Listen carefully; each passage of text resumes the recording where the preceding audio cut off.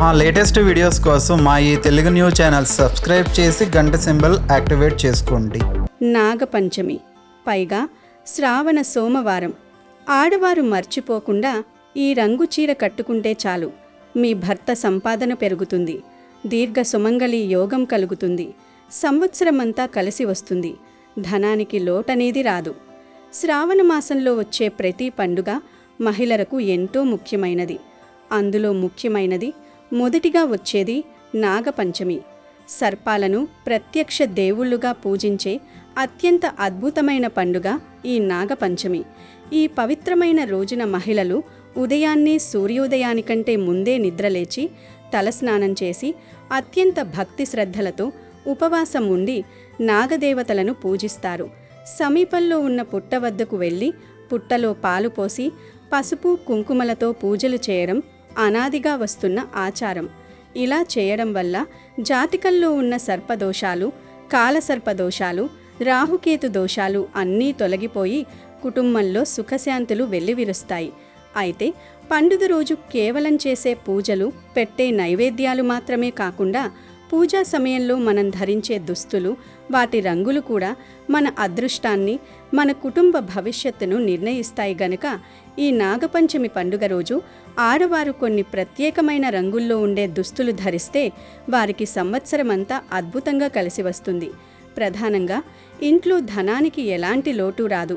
లక్ష్మీదేవి కటాక్షం ఎల్లప్పుడూ ఆ ఇంట్లో ఉండి తీరుతుంది. ముఖ్యంగా పెళ్ళైన ఆడవారు ఈ నాగపంచమి రోజున ఈ రంగు దుస్తులు లేదా చీర ధరిస్తే వారి భర్త సంపాదన అమాంతం పెరుగుతుంది. వృత్తి, ఉద్యోగ, వ్యాపారాల్లో ఎదురయ్యే ఆటంకాలు అన్నీ తొలగిపోయి రాబడి రెట్టింపవుతుంది. ఇంట్లోకి సిరి సంపదలు విశేషంగా ఆకర్షించబడతాయి. సుమంగళి యోగం కలుగుతుంది. అంతేకాకుండా అష్టైశ్వర్యాలు సిద్ధిస్తాయి. ఇంటికి ఇల్లాలు సాక్షాత్తు ఆ మహాలక్ష్మితో సమానం కాబట్టి ఆ ఇల్లాలు ధరించే దుస్తుల రంగులు ఆ ఇంటి వాతావరణంపై, భర్త భవిష్యత్తుపై తీవ్ర ప్రభావాన్ని చూపుతాయి. సరైన రంగు చీర కట్టుకోవడం వల్ల భర్తపై ఉన్న చెడు దృష్టి, నరదృష్టి కూడా తొలగిపోతాయి. కాబట్టి పండుగ రోజు ఏ రంగు పడితే ఆ రంగు బట్టలు వేసుకోకుండా కాస్త శ్రద్ధ వహించడం ఎంతో అవసరం. మరింతకీ ఈ నాగపంచమి పండుగ రోజు ఆడవారు ఏ రంగు చీరలు కట్టుకోవాలి, ఏ రంగు దుస్తులు ధరించాలి అనే విషయాన్ని ఈ వీడియోలో వివరంగా తెలుసుకుందాం.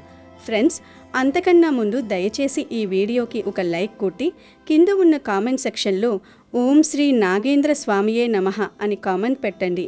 శ్రావణ శుద్ధ పంచమినే నాగుల పంచమి అని, గరుడ పంచమి అని కూడా అంటారు. ఎందుకంటే శ్రావణ శుద్ధ పంచమి రోజున కశ్య ప్రజాపతి భార్యలైన వినత, కద్రువులకు గరుత్మంతుడు, నాగులు జన్మించారు. ఈ రోజునే గరుడ పంచమి, నాగపంచమిని చేసుకుంటూ ఉంటారు. గరుత్మంతుడు సూర్య రథసారథి అయిన అనురుడికి తమ్ముడు. మేరు పర్వతంతో సమానమైన శరీరం గలవాడు. సప్త సముద్రాల్లోని జలాన్నంతటినీ కూడా ఒక్క రెక్క విసురుతో ఎగరగొట్టగల రెక్కల బలం కలవాడు. అందువలనే అతడికి సువర్ణుడు అనే పేరు కూడా ఉన్నది. ఆ గరుత్మంతుడి పుట్టినరోజు ఇది. అందుకే ఈరోజు గరుత్మంతుడిని స్మరించాలి. నాగపంచమి నాడు ప్రతి ఒక్కరూ ఇంట్లో ఖచ్చితంగా పూజ చేసుకోవాలి. ఎందుకంటే ఈ రోజున చేసే పూజలకు కోటి జన్మల పుణ్య ఫలితం వస్తుంది.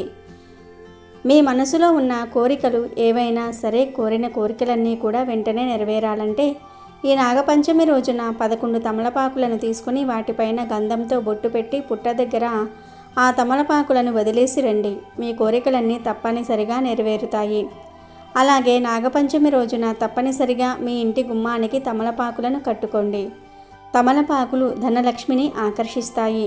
కాబట్టి 21 తమలపాకులను తీసుకొని కుంకుమ రంగు దారంతో తోరణంలాగా చేసుకొని ఇంటి గుమ్మానికి ఆ తమలపాకులను కట్టుకుంటే మీ ఇంట్లోకి పుష్కలంగా డబ్బు చేరుతుంది. అలాగే నాగపంచమి రోజు మీ ఇంటి ముందు తప్పనిసరిగా గంధంతో స్వస్తి గుర్తును వేయండి.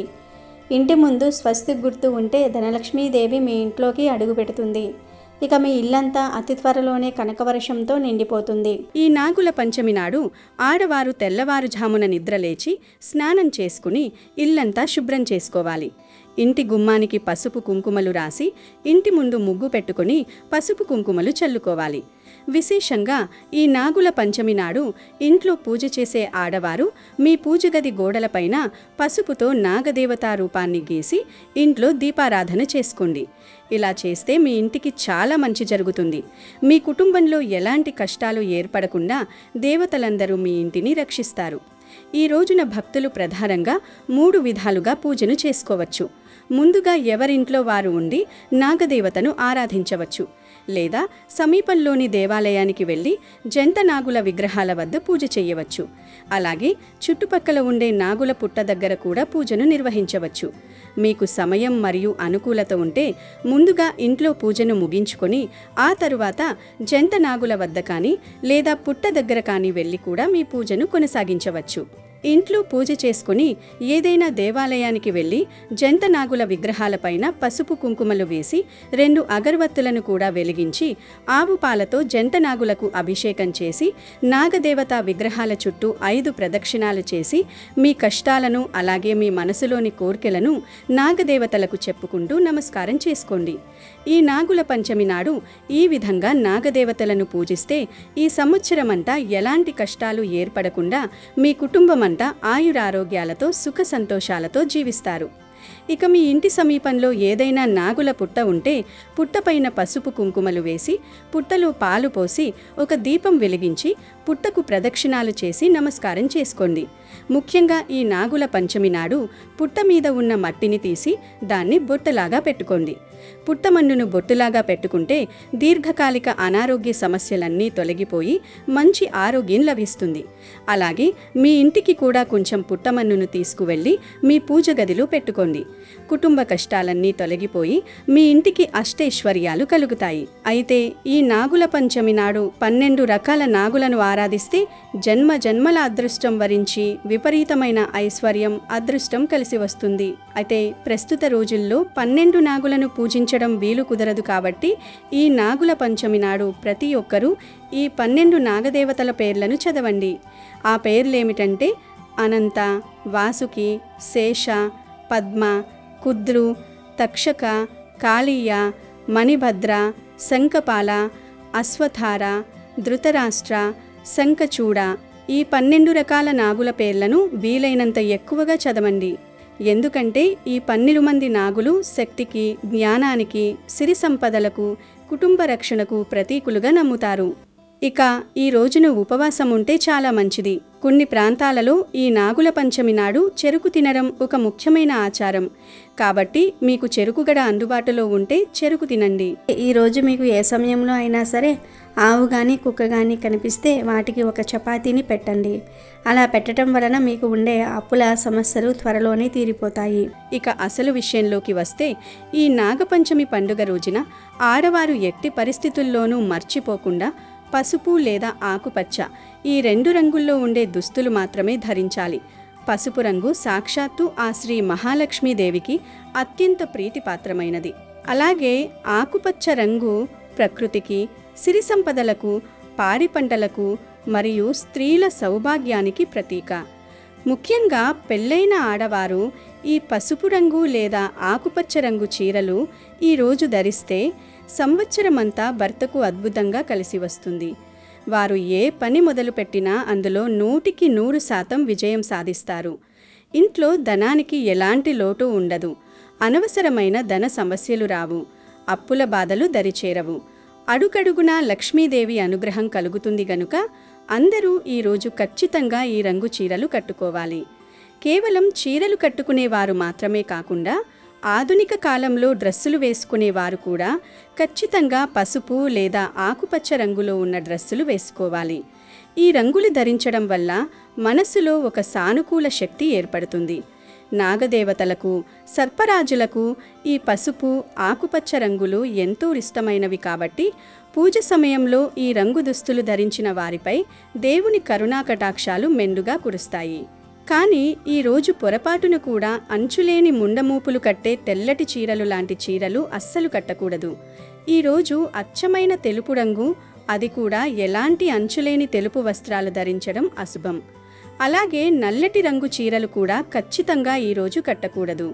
పూజా సమయాల్లో పండుగ రోజుల్లో నలుపు రంగు దుస్తులు ధరించడం వల్ల నెగిటివ్ ఎనర్జీకి బానిసలవుతారు. సాధారణంగా మనలో కొంతమందికి బ్లాక్ కలర్ అంటే చాలా ఇష్టం ఉంటుంది. బ్లాక్ కలర్ వేసుకుంటే తాము ఎంతో అందంగా కనిపిస్తామని, ఆకర్షణీయంగా కనిపిస్తామని ఆ రంగు చీరలు లేదా డ్రెస్సులు తరచుగా వేస్తూ ఉంటారు. కానీ ఈరోజు మాత్రం దయచేసి ఆ రంగు వేయవద్దు. ఫ్యాషన్ కోసం పండుగ పవిత్రతను పాడు చేసుకోవద్దు. నలుపు రంగు దుస్తులు ధరించి పూజ చేస్తే ఆశించిన ఫలితాలు దక్కవు సరికదా, వ్యతిరేక ఫలితాలు వచ్చే ప్రమాదం ఉంది. ఇక స్త్రీల అలంకరణలో అత్యంత ప్రధానమైన గాజుల విషయానికి వస్తే ఈరోజు గాజుల రంగులో కూడా జాగ్రత్తలు వహించాలి. నాగపంచమి రోజున పసుపు లేదా ఆకుపచ్చ రంగు దుస్తులకు తోడుగా చేతికి ఎరుపు లేదా ఆకుపచ్చ రంగు గాజులు వేసుకుంటే సర్పదేవతల అనుగ్రహం పూర్తిగా కలుగుతుంది. అనంతమైన ఐశ్వర్యం వస్తుంది. ఎరుపు రంగు శక్తికి, మంగళకరమైన జీవితానికి సంకేతం కాగా ఆకుపచ్చ గాజులు స్త్రీల సుమంగళి యోగాన్ని వృద్ధి చేస్తాయి. కాబట్టి పెళ్ళైన ఆడవారు పండుగ ఉదయాన్నే స్నానం చేసి పసుపు లేదా ఆకుపచ్చ రంగు చీర కట్టుకుని చేతులకు నిండుగా ఎరుపు లేదా ఆకుపచ్చ రంగు మట్టి గాజులు వేసుకుని నుదుటన ఎర్రటి కుంకుమ పెట్టుకుని భక్తి శ్రద్ధలతో నాగేంద్రుడికి పూజ చేస్తే ఆ ఇల్లు లక్ష్మీ నివాసంగా మారుతుంది.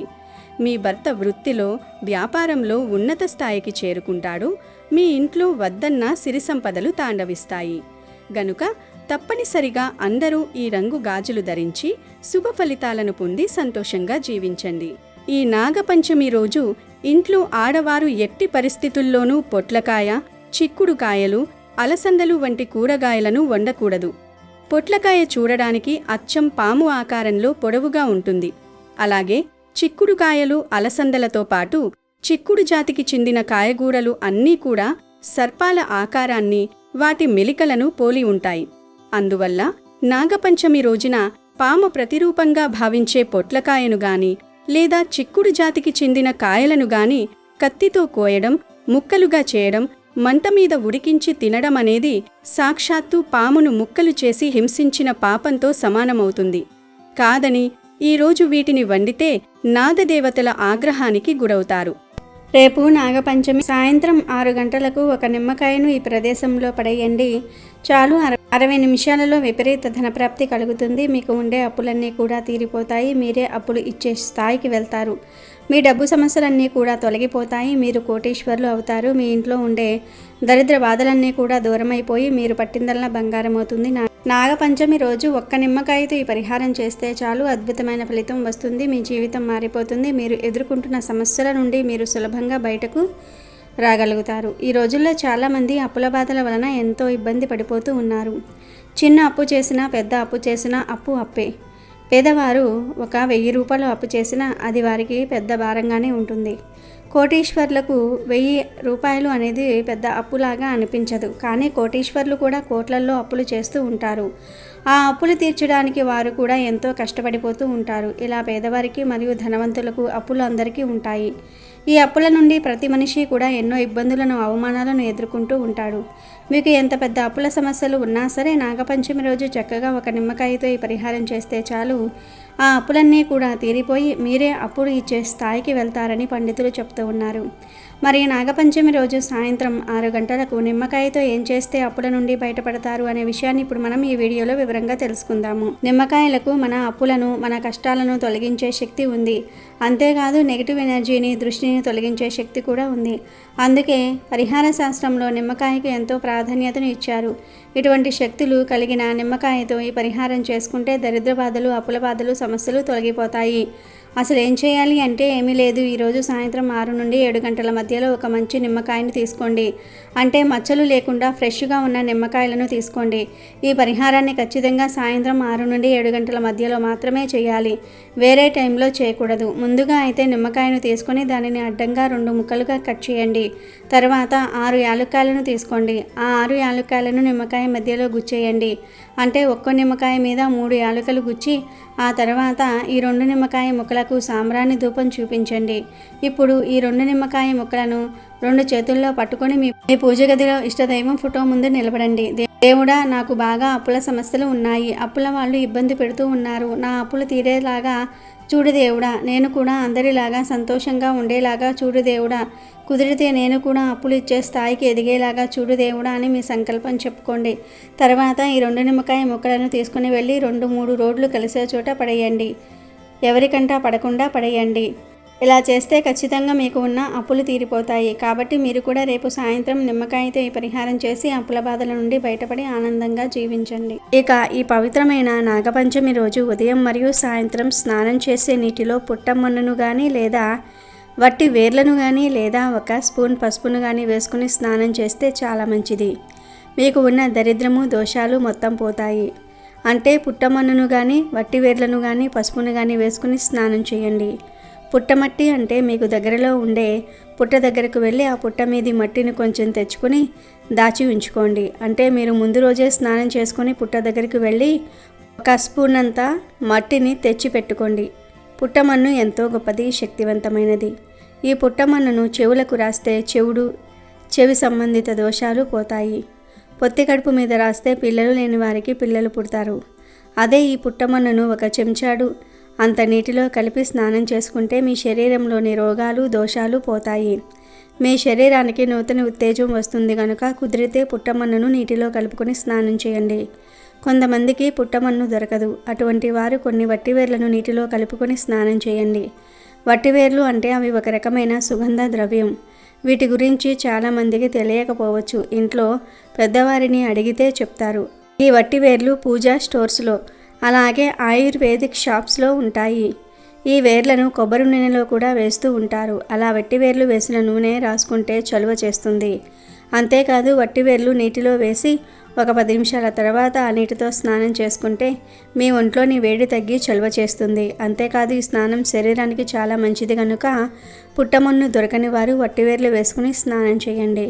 పుట్టమన్ను వట్టివేర్లు ఈ 2 దొరకని వారు అందరికీ అందుబాటులో ఉండే పసుపును 1 స్పూన్ అంతా తీసుకొని నీటిలో కలుపుకొని స్నానం చేయండి.